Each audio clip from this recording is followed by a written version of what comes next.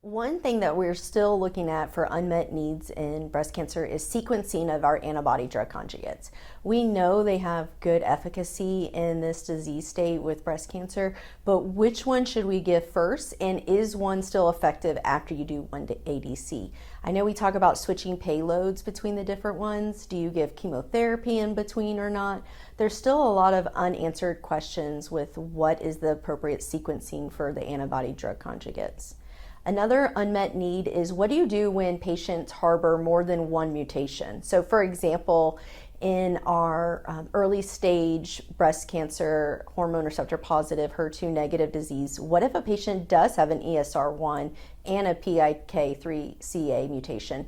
Which one do you target first? I think we still need some more data on how to sequence all of these agents so we're able to provide the most robust efficacy for them and know what medication to do in the next line of therapy.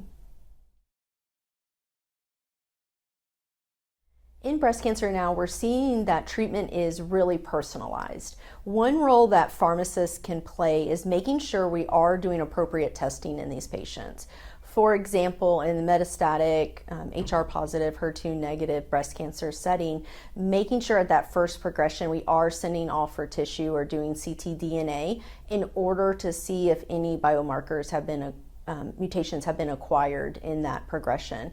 So I think pharmacists can play a role just making sure we're using the most appropriate agent. We've done all the appropriate molecular testing so we can match the right drug with the right mutation in order to best serve our patients. I've been noticing more patients are asking me about supplements and herbal medications.